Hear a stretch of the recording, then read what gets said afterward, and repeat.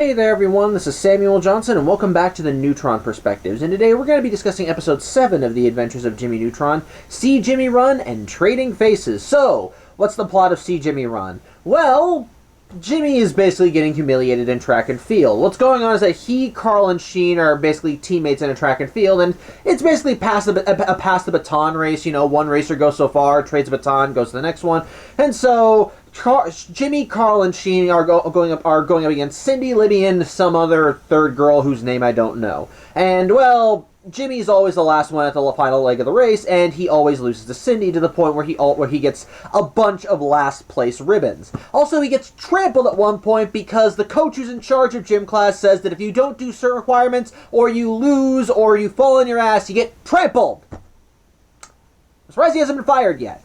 Either way, Jimmy decides that he's lost one too many races, and so he has his shoes augmented with a sort of polymer mixture, which basically reduces friction to such a degree that he'll be able to move at super speed. Of course, there are flaws to the process, as when he explains the process to his parents, and I'm not going to repeat the process because it went right over my head, well, it turns out that his mom points out that the combination of mixtures will create a combustible reaction that will just keep going up in scale, which actually leads to a funny moment where both Jimmy and Hugh just look at Judy like, what the fuck, how'd you get that? But regardless, Jimmy just kind of ignores it and thinks that this will just be a quick experiment, one that he thinks will be very satisfying to do, and so the next race comes, and well, Jimmy actually does show off the shoes, and he does actually do really well. The only problem is, he gets so caught up with showing off that he ends up losing anyway, as he intentionally waits at the finish line for Cindy, and then when Cindy arrives, she distracts Jimmy by thinking there's like some kind of electric engine nearby, something high-tech that it would suit Jimmy's needs, and, well, he gets so distracted by the possibility of it being there that Cindy wins anyway, and Jimmy still gets last place. However, Carl and Sheen are still celebrating Jimmy's accomplishment and say that he moved so fast he was practically invisible, and as such, Jimmy thinks, really now? As it turns out that the shoes make Jimmy move so fast that he can't be seen by the naked eye. I'm going to call bullshit on that, but I'll get to that when I get to my thoughts on this segment. And as such, Jimmy decides to use this to his advantage to humiliate Cindy because he moves so fast that no one can see him, and so he screws around with her at some points, causes her to accidentally go into the boys' bathroom, which humiliates her in front of Nick. But unfortunately, it turns out Judy's warnings basically end up bearing fruit, as Jimmy finds that the combustible reaction in his shoes is so great that he can no longer stop running. He just keeps moving fast, and since, as we've established, he's so fast that nobody can see him, he's just basically nobody can stop him. And unfortunately, every attempt that Jimmy makes to try and find a solution to this ends in failure, as at one point he tries going to Carl and Sheen, they can't see him, and the few bits that they can hear of him, they think are a ghost. And when Jimmy even tries writing out "Help Jimmy," they just think, "Oh no, the ghost has got Jimmy!" because they're stupid, even though they should know that Jimmy has super speed. But eventually, Jimmy does think he can find a solution. He thinks that if he can move in circles fast enough, the force will be able to basically slip him right. The centrifugal force will be able to lift him out of his shoes, or would turn him into a fine polymer paste. Yeah, he's gonna make that gambit. And as such, he goes to. Hold on one second. Apparently, that little round thing on the playground is called a carousel. Go figure. But anyway, Jimmy goes to the carousel on the playground, and he basically makes it move so fast that he's able to hold on to the little centerpiece. And sure enough, it basically does manage to lift him right out of his shoes and send him flying, which results in his shoes just flying off. I'm surprised that the shoes aren't the only thing that flies off, but it's a cartoon. I'll let it slide, at least for now. And as such, Jimmy does end up landing near Carl, Sheen, Cindy, and Libby, who are all talking, with Cindy knowing that Jimmy was responsible for her humiliation earlier. But when Jimmy lands, well, it turns out that his molecules haven't basically calmed down yet, so he's still unstable, so to speak, as, well, remember when Jimmy said that he would turn into a paste? Well, it's literal. He's now a giant bit of purple goop that from the waist up looks like Jimmy, but from the waist down is just complete slime. Now, eventually he will acclimate and reform back into his regular self, but till then, he's just a bunch of glowing purple slime. And, well, the segment ends as Cindy, Libby, Carl, and Sheen take advantage of this and just start poking at him because they think it's fun. Because why not? But anyway, let's go to Trading Faces. In this case, Trading Faces has Jimmy showing off a brand new invention. It's basically a device that When you hold it up to your head, it's supposed to translate thoughts and brainwaves into notes and sound. Basically, in other words, your thoughts make music. As such, Jimmy tries showcasing this device to the class during a show and tell, but Cindy decides to humiliate him as when he tries to showcase it, when he tries showcasing the notes of his brain, she plays a little radio she has on her desk, and it ends up playing yodeling music, which I actually did find hilarious. And as such, Jimmy ends up getting fed up about this to the point where later that night when he's back at his house, he's turning to Carl for condolence, but Carl admits that the only reason he came by to see Jimmy is because he needed help with some of his homework. However, as Jimmy thinks it over, he begins wondering if there's a way he could possibly, outthink Cindy, like know what she's planning to do, and then make a counter-strike against it. And as such, Jimmy takes the device that he worked on and basically fine-tunes it so that instead of playing notes and music when it listens to someone's brainwaves, it'll instead actually play their thoughts. As such, Jimmy tests it on Carl, and he's able to hear what Carl is thinking. And as such, Jimmy ends up calling Cindy, and he has the phone call hooked up to the device. And sure enough, it does seem to be working as he tunes it up a little bit, and he's able to hear what Cindy's thinking over the phone. And sure enough, it does look like she has something planned for Jimmy the next day. But before he can learn what exactly it is, a lightning strike ends up hitting a power cord outside, and it ends up sending a jolt right to Jimmy's phone. And since Jimmy and Cindy are currently talking, and Jimmy's using this mind thing, it has an effect on both of them, as in the combination of the high voltage electricity and the device end up swapping Jimmy and Cindy's minds, with their voices going with them, because let's just go with that trope. Yeah, I don't really give a shit that this is a cartoon. I do not like that trope. It's a pet peeve of mine, okay? I don't like it when they have the body switching thing and the voices go with. It's dumb. But regardless, Jimmy and Cindy have now swapped bodies, and neither of them are happy with this experience. And to the point where the next day, Jimmy tries getting into his lab, but can't, because, the lab requires a strand of his hair, and right now he's got Cindy's body, so not his hair. But before Jimmy can go down to his lab to get a solution, Cindy insists that the pair of them go to school. She has a perfect attendance record after all, and she's not letting this get in the way of it. And as such, she and Jimmy go to school, and they do try to put up enough of an act to make everyone think that they are each other, because, let's be honest here, if all the kids learned that Jimmy and Cindy swap bodies, the teasing would be endless. They decide to also take advantage of the fact that they're in each other's bodies to try and humiliate each other. And that was what happens for a good chunk of this segment, as throughout the entire episode, Jimmy and Cindy do everything they can to make sure that when they do eventually return to each other's proper bodies, the lives they will return to will be hell. Jimmy gets Cindy a job working at a weenie place. They both get each other attention. Both of them bomb a pop quiz. Cindy ends up on the receiving end of the prank that she and Libby had planned for Jimmy, which is apparently getting ink thrown in her face. Okay. And likewise, they just keep doing everything they can to humiliate each other, to the point where they both... But regardless, Jimmy is still trying to work on a solution, and unfortunately, he can't find one. To the point where he and Cindy actually spend days in each other's bodies, without either of them telling anybody else, with the exception of their close friends, that they have swapped bodies. And unfortunately, the longer they stay in each other's bodies, the more they actually start to think like each other. Although this is only displayed in one scene, and it lasts a couple seconds. It's basically just Jimmy Jimmy wondering if the shoes he's wearing make him look weird. I don't know.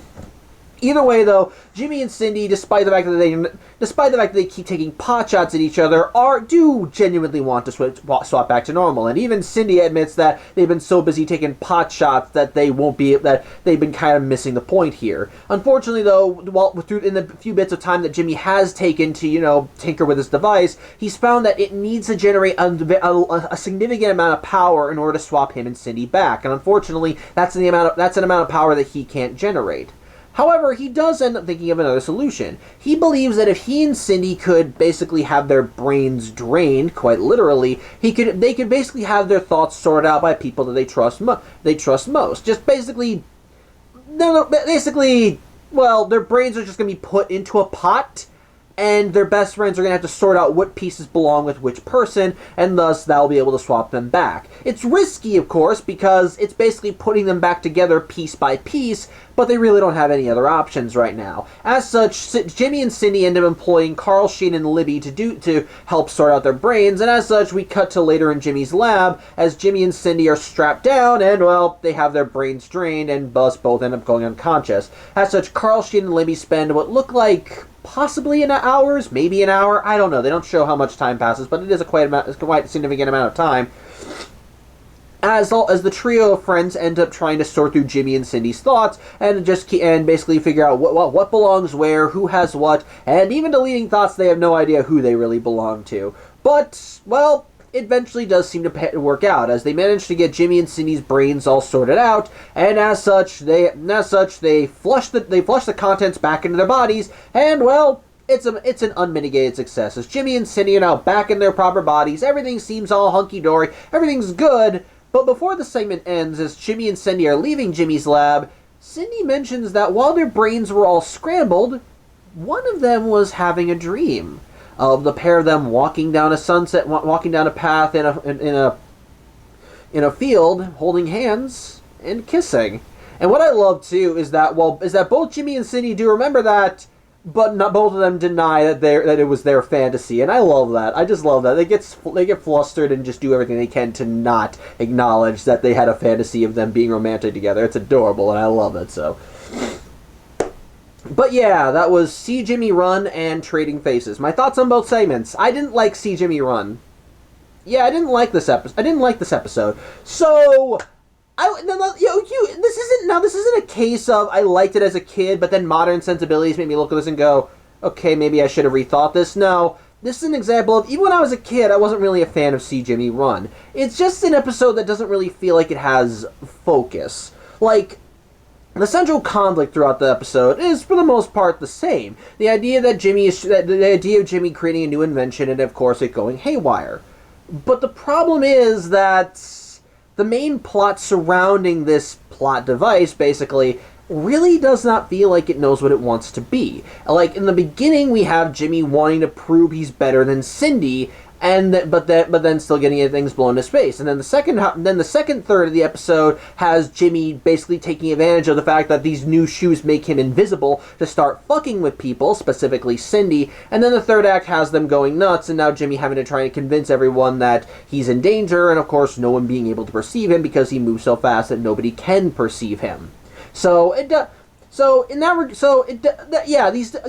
You can argue that maybe it is a complete beginning, middle, and end, but it doesn't feel like it. It feels like it kind of jumps from one plot to another. They don't flow together naturally. And one of the things I don't really like is when they say, "Oh, those shoes make you move so fast you're invisible." Now, believe it or not, for like quick things like running, it's basically imagine it's like a dine and dash. Like you run one way and then another, and like a blink of an eye, you wouldn't notice it. So of course that would make sense why you wouldn't see it. And they do demonstrate that in the episode, as when Jimmy is testing out how invisible his shoes really make him. He ends up stealing a sandwich from Miss Fowl while she's sitting in the park, and again, it's basically it moves so fast that it's like a blink of an eye. So in that regard, you could argue that nobody will be able to perceive Jimmy.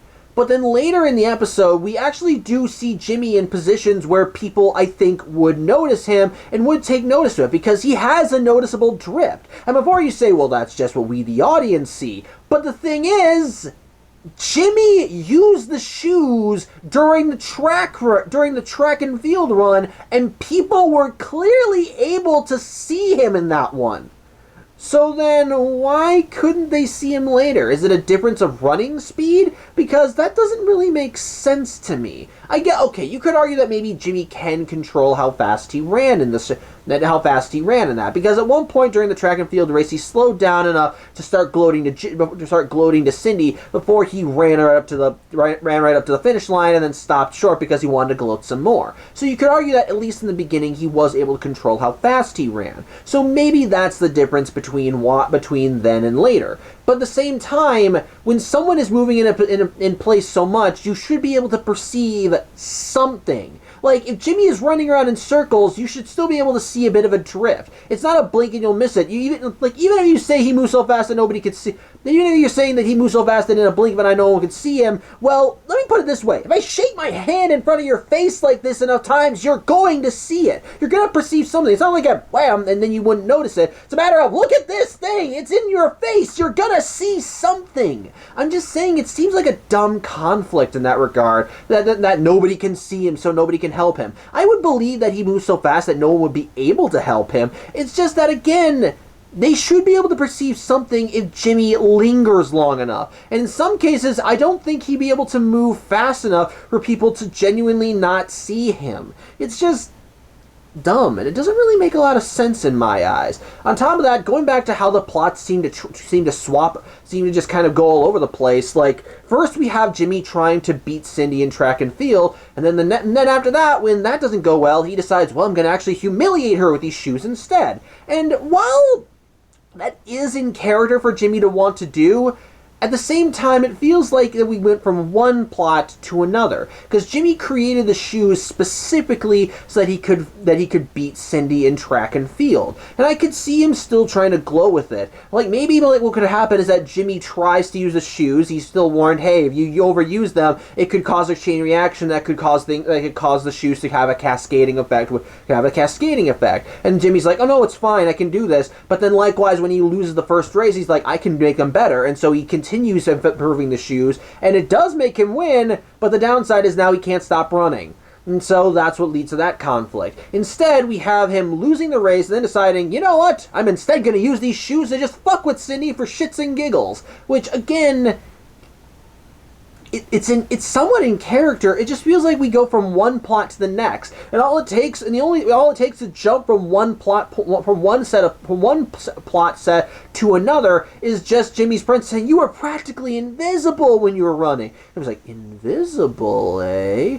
It's like, I don't know, I just don't feel the connection. And the resolution, I think, is dumb. And I don't mean in the sense of, and I don't mean in the sense that how Jimmy was able to get out of the shoes. That part I actually do think is creative and makes sense. And I think actually it makes sense as it once again is Jimmy utilizing his brain to try and think of a solution out of the problem he created. So I like that. It's not, it's nice, and I do like it, and I do like that it worked out in the end. And no, my problem is the end of the episode he's turned to goop and his friends start poking him. It feels like that this entire episode is really just Jimmy trying to get a little bit of justice and then getting shat on. It's just, no, that's not satisfying. In fact, it's dumb. It's annoying. It's not funny. I'll give credit where it's due. There are some jokes in the first segment that I do kind of like the coach just being an utter asshole who says that if you don't comply with his rules, you'll get trampled is actually pretty funny.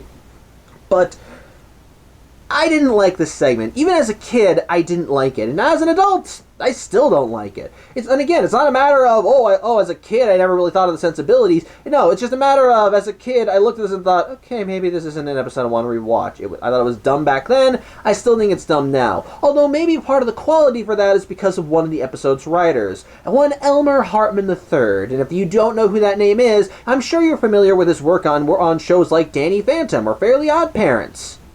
Yeah, it's Butch. And if you're wondering why I'm not calling him Butch, it's because fuck that guy. I'm calling him Elmer. He deserves Elmer Hartman III. And if you disagree with me, that's your personal preference, but fuck him. I don't give a shit about his feelings. Fuck Elmer Hartman III. My point is when Elmer tries writing stories, he's more concerned with comedy, and as a result, it can cause plot and character to go right out the window.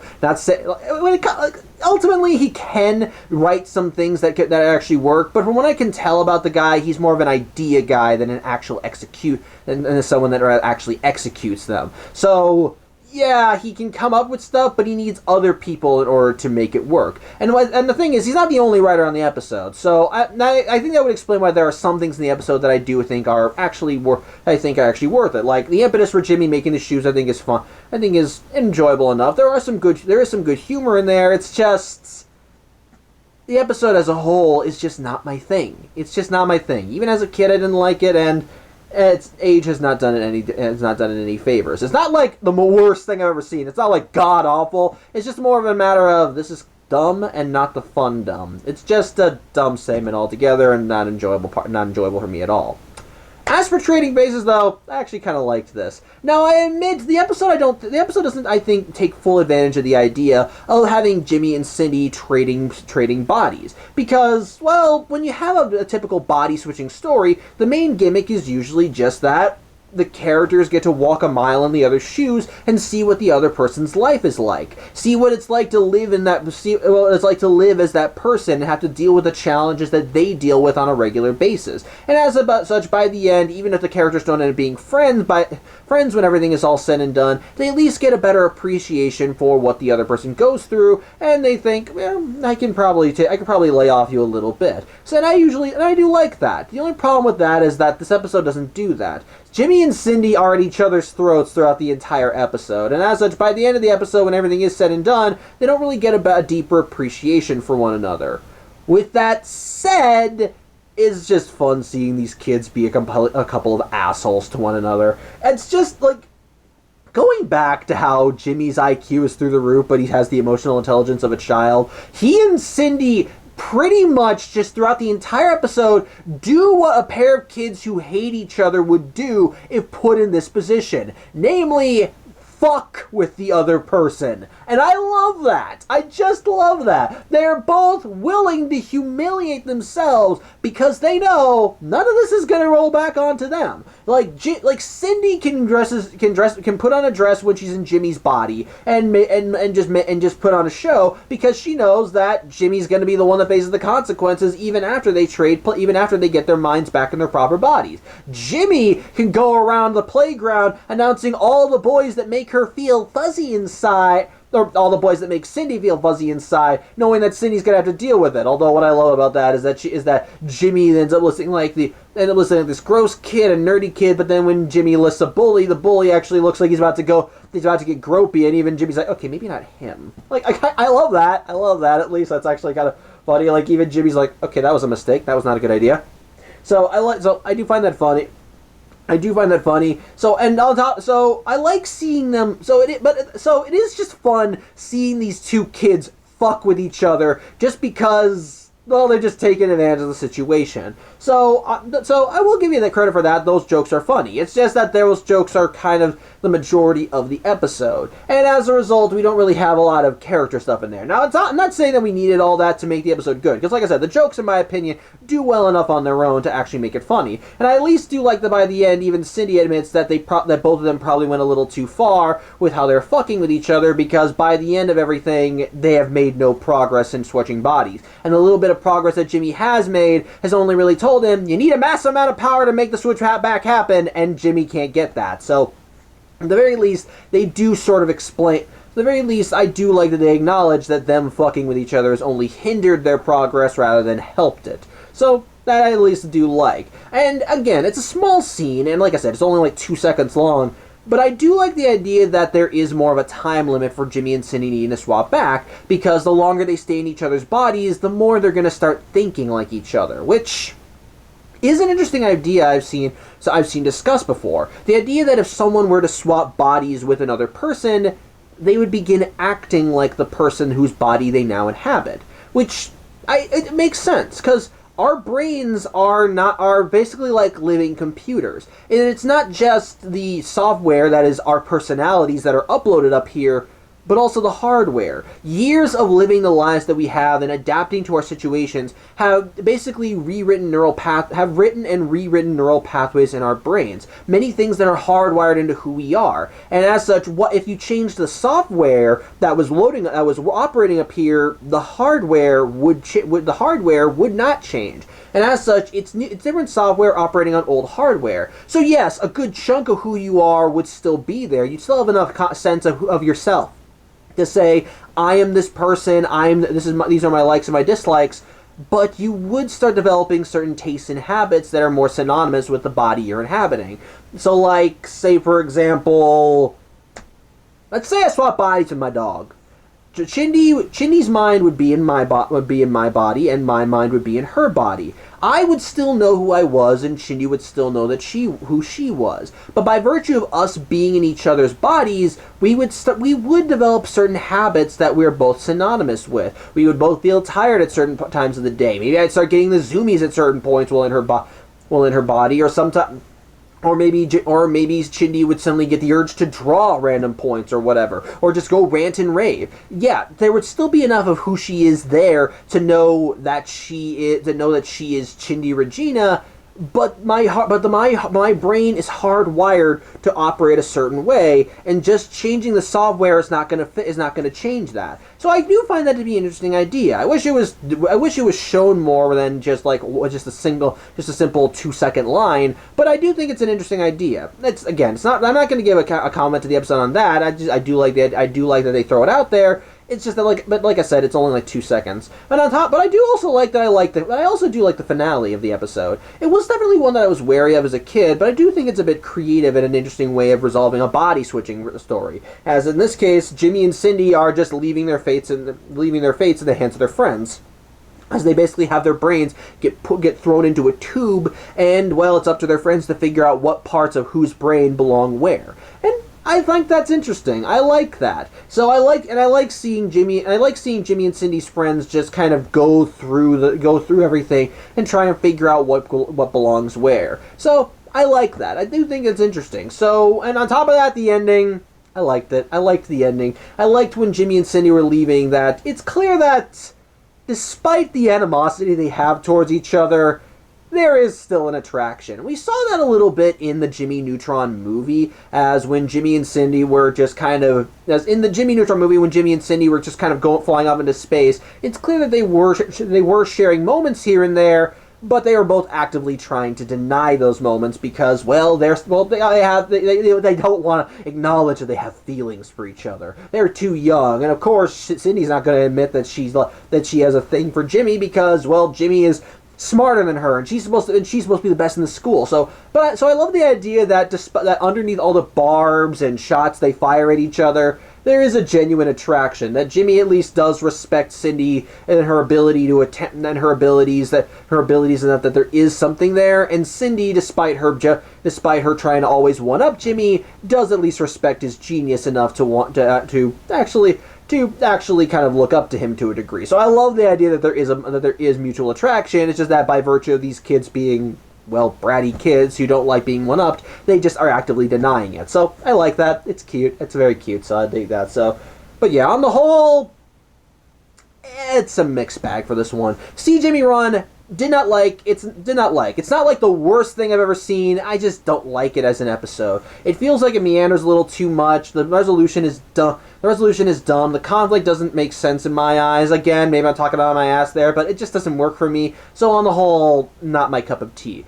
Trading Faces, I feel like there were some missed opportunities in that episode, especially with plot details and potential conflicts. But what we had, I do think it's enjoyable. I like the conflict with Cindy and Jimmy. I love the idea of them just constantly trying to one-up each other and just mess with each other's lives. And then likewise, the resolution of them just basically having their brains thrown in a tube and having their friends sorted out. I think it's a rather creative solution for everything. So on the whole, mixed bag of an episode. One part I didn't like, one part I did. So make of that what you will. So yeah, I think that's really all I have to say. I hope you enjoyed the video regardless. As always, I'm Samuel Johnson, and I hope to see you next week. Take care.